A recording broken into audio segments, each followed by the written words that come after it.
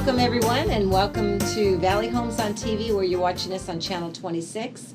I'm Debbie Giordano, along with Todd Flesner. We co-host the show, and you can tune in and watch us on Monday, Wednesday, and Friday at 6:30 p.m.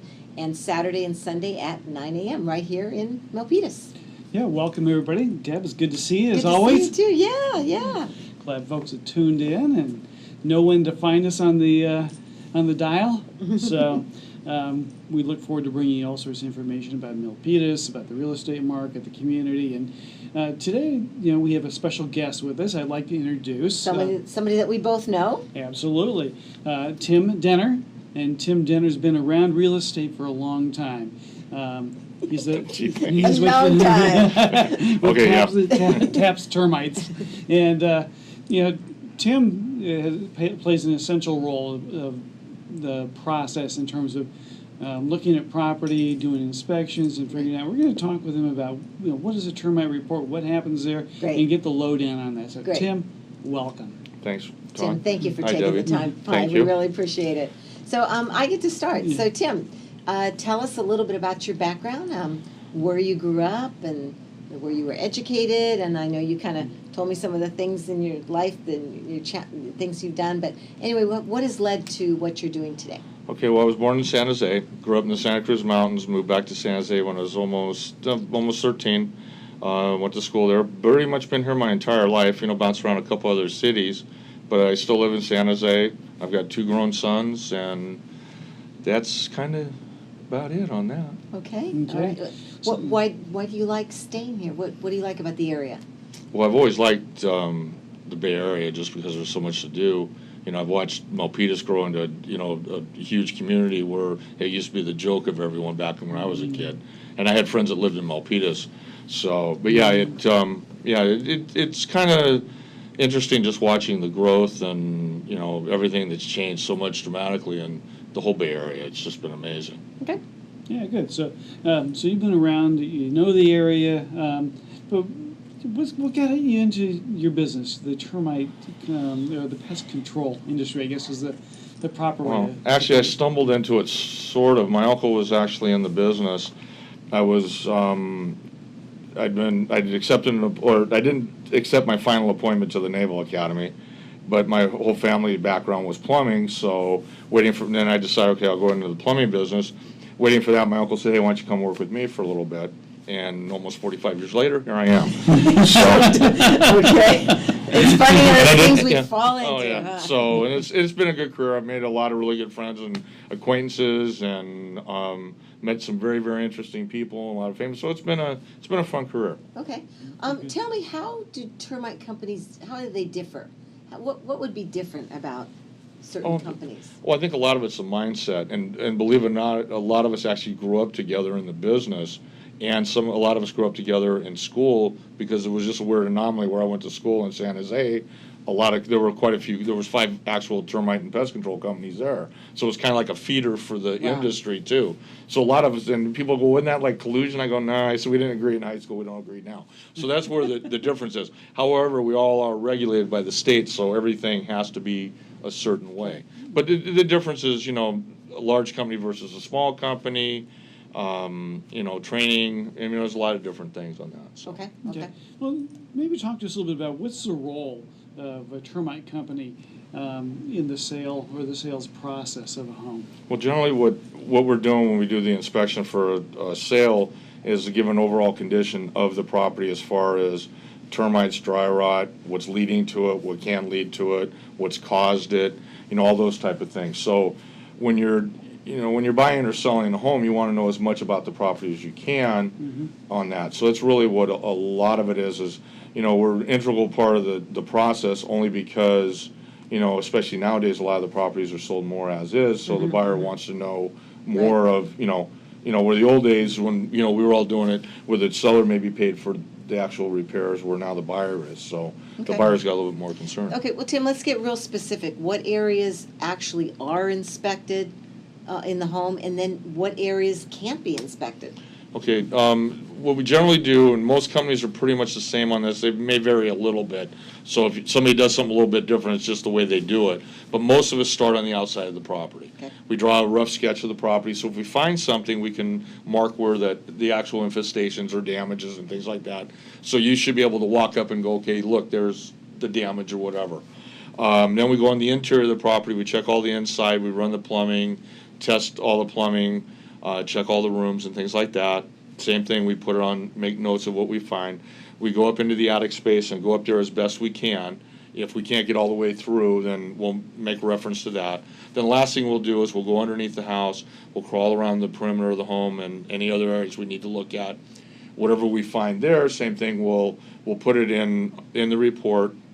Then we'll assemble the report and give you a detailed finding of all the different things we find in the home, from the outside, inside, attic, and underneath, so you'll be able to identify what the areas are that need to be repaired. Okay. Okay. Well, you talked a little bit about, termites, you talked about dry rot and some other issues, but what are some of the common things that people encounter here in our local area when it comes to pest and infestation? Are there certain types of termites? Are there certain things that folks ought to be looking for?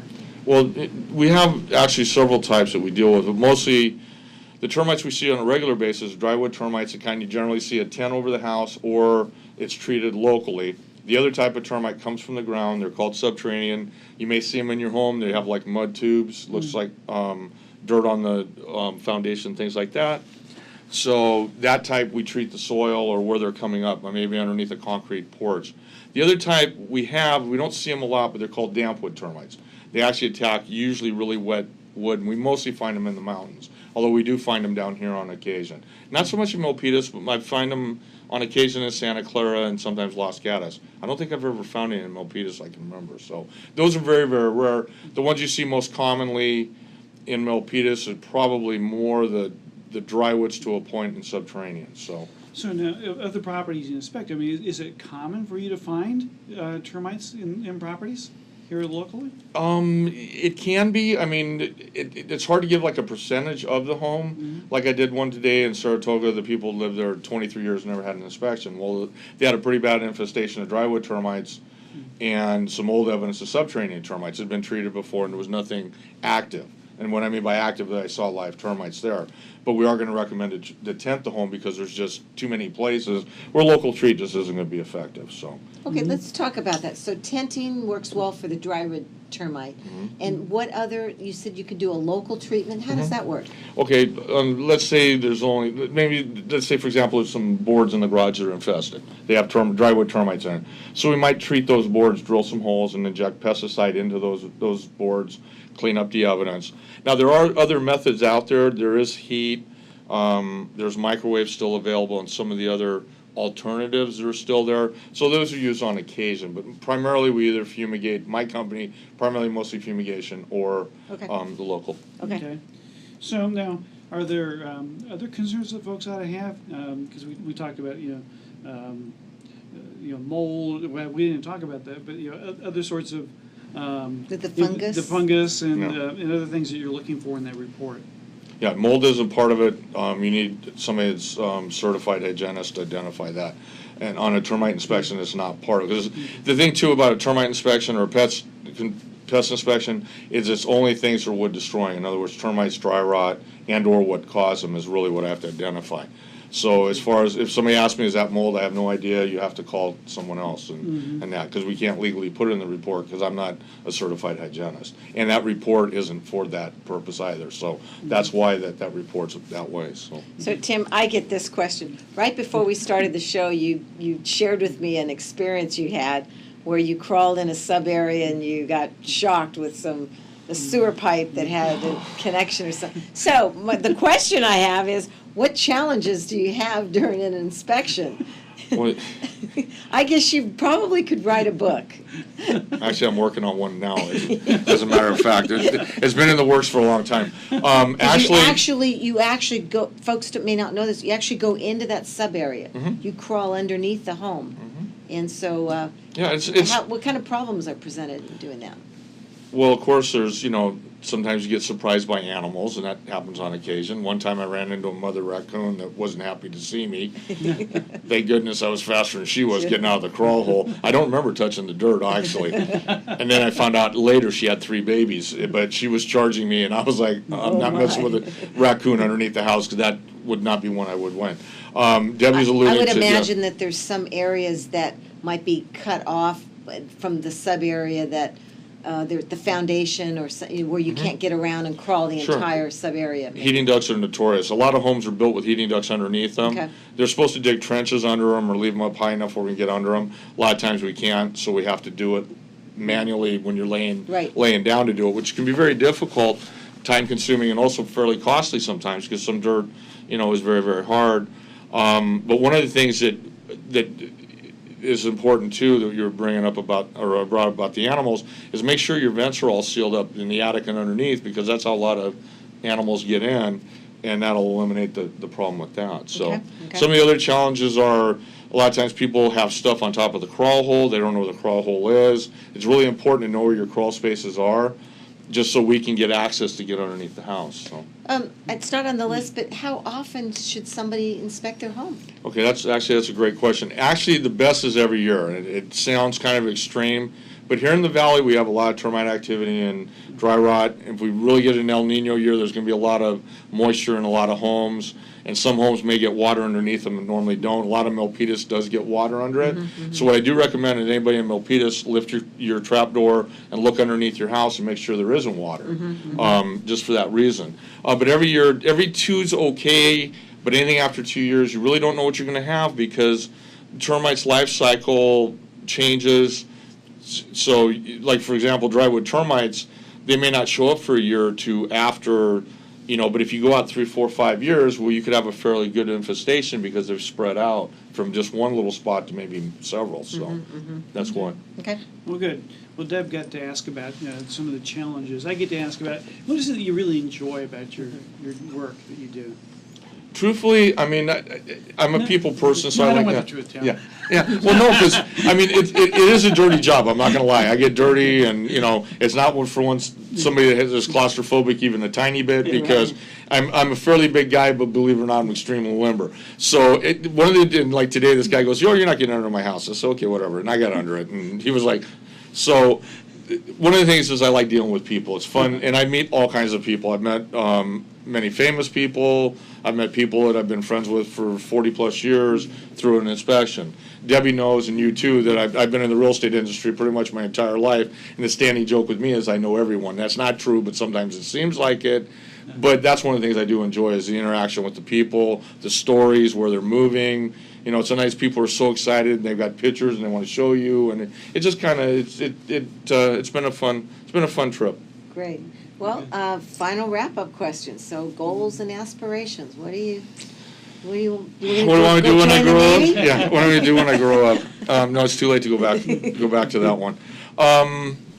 Actually, I told Debbie one of the things I like to do is when I was younger in school, one of my coaches talked me out of becoming a teacher.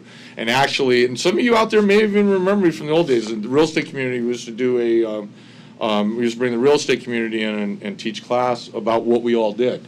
And I was voted favorite teacher 3 years in a row, and that was kind of cool. So I'd like to go back and teach maybe for a couple years. Someday retire on a small desert island where, but that won't never happen. One day get on my Harley and ride across the country and go see what, my friends all scattered all over, and leave the world a better place. Great. Well, Tim, it's been great having you as a guest. Thanks for sharing with us a little bit about what it is that you do and the importance of that in the real estate transaction. Okay. Thank you for having me. Thank you very much. Appreciate it. Appreciate your time. Now, before we leave, if folks have questions, oh yes, how can they get a hold of you? Okay, the name of my company is Taps Termite, as you heard. Phone number is 408-259-5900, and we also do work for the city of Milpitas as well. So, email address or tapsterm@gmail is one, and we also have a website, Tapsterm. If you have questions, by all means, give us a call. My staff's really good. I mean, I get compliments all the time on how helpful they are, so definitely give them a call, and they'll direct you to the right way and what you may or may not need to do. And one of the things is, too, we offer senior discounts and many other things, too. So Perfect. Great. Great. Thanks. Okay.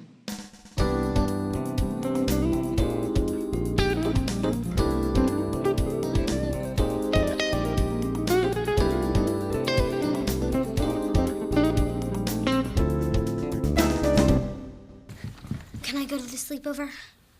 Lucy, I want you to promise me something. If there's any drinking, I want you to say, "No thanks, not my thing." Mom.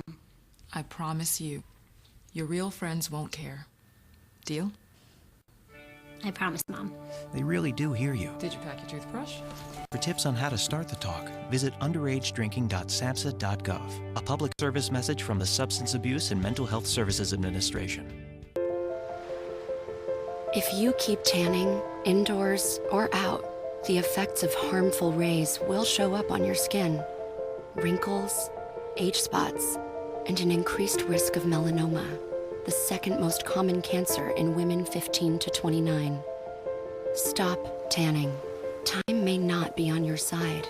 Learn how to protect your skin at spotskincancer.org. A message from the American Academy of Dermatology.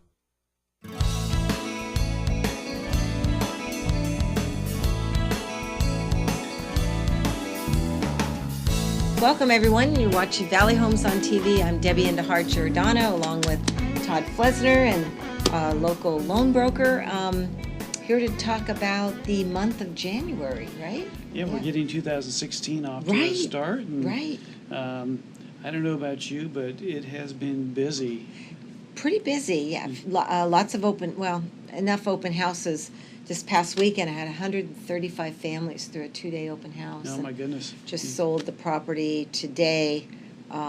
Here in Milpitas, it went 67,000 over list. So it's going to be one of those markets again this year, I think. It looks like it. I know that, I'm doing lots of pre-approvals these days. And, typically we say Super Bowl is a kickoff to the Right. home buying season. Right, and, right. We've kicked off in a big way. Yeah, we have.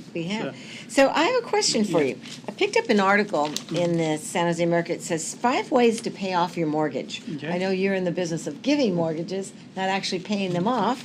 But some interesting, one way is to refinance. I guess you could refinance the mortgage to change the terms. Better terms, shorter terms. So how does that work? Going maybe from a 30-year to a 15-year term? Sure, and you can do that, shorten the term, or decrease the interest rate.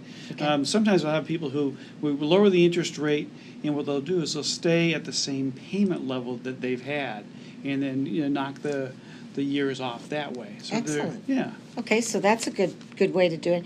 The other is biweekly payments. Rather than making once a month, you make a payment every other week. Correct. And then you have an extra 1 or 2 payments a year, and then you're paying down the interest on a biweekly. And they said that could cut off 4 years off of a 30-year mortgage. In some instances, I've seen as many as 7 or 8 years Wow. cut off, because you actually make 13 months of payments during the year. They're 26 weeks, right, and biweekly, so that's 13 months worth of payments, and that can add up over time as well. Another way is to make regular lump sum payments. Correct. We can pay that down by lump sum. Round up your monthly payments. Take your payment number and then round up the number so you're paying a little bit more.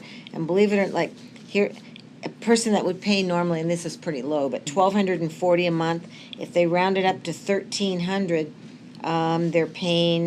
they actually would save 7 years. They said so. That was on a biweekly payment. So, and then dedicate one extra payment, maybe just one extra payment's onto the mortgage. Yeah, so that's a possibility as well. But if you prepay a loan, though, it's always good to mark that in the memo section that this is for principal For principal. reduction. Okay. So you're clear with the servicer Okay. that they do that. So it didn't have in there winning the lottery. So, I guess those are practical tips. Those are practical tips. Awesome. So, tips for buyers and sellers in 2016. For buyers, number 1, start early. I guess you know that. Yes. More than 85% of buyers who plan to buy this year do so in the spring or summer. Compare shop for loans, Mhm. and I just gave you a loan buyer, and then they'd gotten pre-approved somewhere else, and you were able to give them a second opinion on Absolutely. the loan, so that was helpful, so that's good. Consider new construction, I guess so, but that doesn't help our business, we're in resales. For sellers, it's best if you list during the peak season. Now, we typically find March, April, May to be peak, Mhm. but what I experienced this last weekend kind of throws all that rationale out the door, you know. Well, the demand is high, right? Correct. At this point in time. And I'm seeing some pent-up demand. With interest rates being as low as they are, that helps to keep, payments affordable, and folks, are afraid that prices are going to continue to rise. So if they wait till later this year or wait till next year, the prices could be higher. So Well, and speaking of price, that's one of the key tips for the sellers, is to really price it at market. I mean, you let the market go ahead and drive the final price, so, Mhm. yeah. Absolutely. So how are we doing with our numbers here? You want to hear the numbers? Yes. They're getting pretty good. So let's look at the market price here, right here in Milpitas only. Look at January 2015. We had a average single-family home price of $763,000 and a median price of $715,000, and that's now jumped to last month an average price of $846,000 and a median price of $795,000. Now, we had reached up to $900,000, if I remember, just a few months ago. We kind of took a dip, but we're going to see a fast escalation. I can tell you after, if folks want to tune in a month or two, you're going to definitely see an acceleration. Well, and that's not uncommon that, kind of during those holiday months, we'll see a little bit of a break in the market. Right. So the condo market, still very active. Single family, condo townhome in Milpitas, $547,000 for an average price. Median price, $550,000. And last month, in January 2016, that's jumped to $608,000. Can you believe that? For a condo. Yeah, that's a 10% increase. 10% increase, Mhm. and then $540,000 for the median price. So the condo market, I think, is just what's continued to astound me. That is affordable. It's a great entry level. My understanding is that only 18% of folks can really afford to buy a property in Santa Clara County. So that's more affordable, is the condo. Well, and, there's a new loan program out, too, that really, I think, helps folks. One of the challenges that some people have with prices being as high as they are here in the Bay Area is the down payment, right? How long does it take you to save enough to get to 20% down payment? There's a new program, Fannie Mae, Freddie Mac have just announced that you can get into a property with a loan of up to $625,000 with just 5% down payment. Wow. All right, so that'll get you into a $650,000 property, which is our condo market here with 5% down. Okay, And so okay. that's designed to help the first-time home buyer, designed to help the folks who just haven't been able to save up the down payment. And so it's a great tool that people have to be able to, get into the home ownership market as opposed to being renters.